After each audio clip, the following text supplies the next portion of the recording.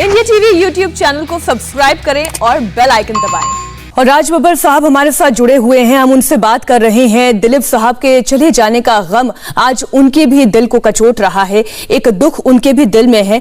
राज बब्बर साहब, मैं कई आर्टिकल्स दिलीप साहब के बारे में पढ़ रहे थे, कई बड़े बड़े लोगों से उनके बारे में सुनने की कोशिश कर रही थी। उन्हें एक मेथड एक्टर के तौर पर सत्यजीत रे साहब याद करते थे। आप थोड़ा सा समझाएं, एक मेथड एक्टर के तौर पर दिलीप साहब या उनके एक्टिंग करने का तरीका हम इसे कैसे समझें? आम जनता उससे कैसे कनेक्ट हो जाती थी? दिलीप साहब ने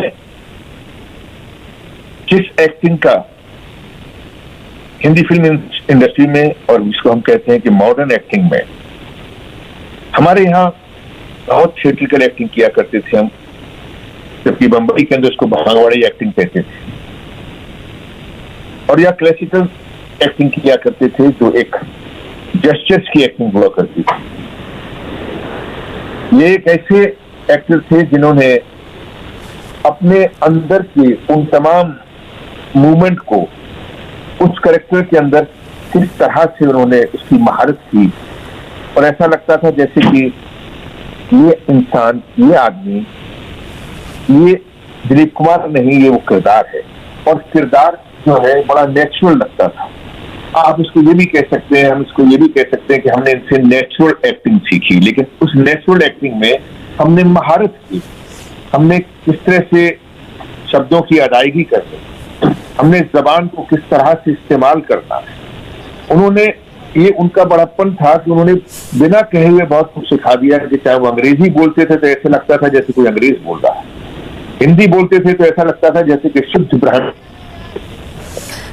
राज बब्बर जी, आप जब बोल रहे हैं तो शायद बोलते बोलते आपकी भी आवाज में वो कंपन आ जा रहा है, और आज शायद एंकरिंग करते करते मैं भी वो कई बार अनुभव करूं, क्योंकि आज जब मैं उनका पार्थिव शरीर हिंदुजा अस्पताल से बाहर आते हुए देख रही हूं तो मन बहुत दुखता है।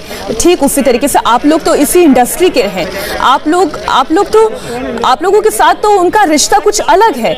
एक शिष्य का गुरु से हो सकता है, उनके, आप खुद कह रहे हैं कि उनकी एक्टिंग से तौर तरीके एक्टर्स ने सीखे हैं। मैं अभी उनका हिंदुजा अस्पताल से बाहर आता हुआ पार्थिव देह देख रही हूं तो एक दुख हो रहा है मन में।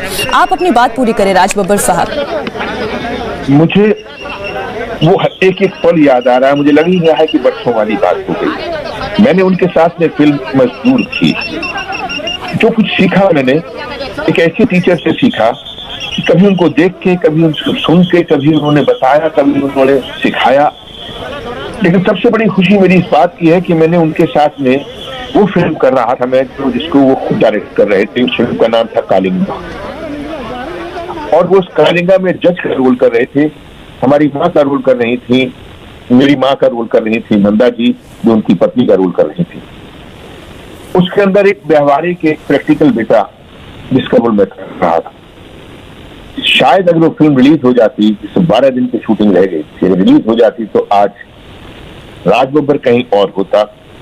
मैंने बहुत कुछ सीखा, फिल्म रिलीज हुई या ना हुई, लेकिन उनकी डायरेक्टेड उस फिल्म के अंदर शायद मुझे एक यूनिवर्सिटी किया, एक जो एक्टिंग का जो स्कूल थे, जो डिग्री थी, मैंने उनसे सीखता हुआ चला आया, और इतना सीखा है कि शायद मुझे जिंदगी भर ये लग जाएगी तो मैं उनका सीखा हुआ कभी कर नहीं पाऊंगा, क्योंकि इतना वक्त, इतनी लंबी सफर है, इतना लंबा उनका ज्ञान था, और हमारी कई सदियां आज एक ऐसी बेहतरीन टीचर की उस एक्टिंग को देख देख कर, उसको समझ कर न जाने कितने बरस और चलेंगे।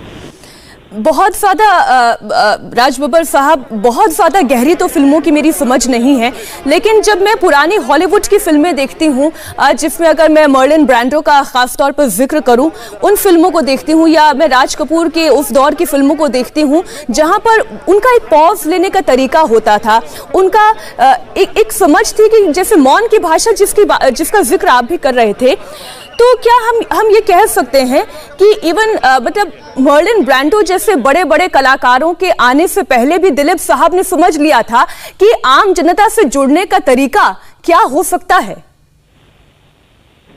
मैं बड़ी विनम्रता से कहूंगा कि अगर उनको जो है आज याद किया जा सकता है तो उनके याद करने के इसलिए नहीं कि हम उनको याद करते हैं, उन्होंने एक्टरों के नाम जानते हैं।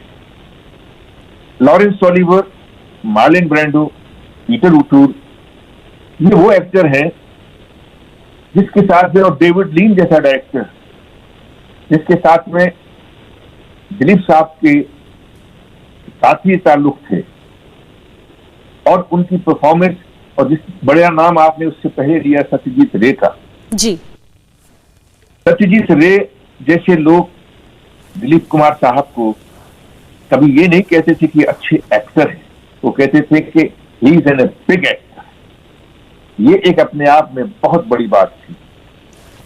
हो सकता है कि उन्होंने शायद वो डेविड लीन उनके साथ फिल्म बनाना चाहते थे, जिन्होंने अपनी बायोग्राफी में भी कहा, लेकिन वो फिल्म नहीं बन सकी। उसके बहुत सारे वजूहत। ऐसे एक्टर, आपने बिल्कुल सही कहा, वक्त एक ऐसी चीज होता है जो बहुत कुछ हमारे हाथों से छीन कर ले जाता है और बहुत कुछ दे भी जाता है। और वही तस्वीर जो मैं देख पा रही हूँ राज बब्बर साहब, जो इस वक्त इंडिया टीवी पर तमाम दर्शक भी देख रहे हैं, वक्त ने हमसे दिलीप साहब को छीन लिया।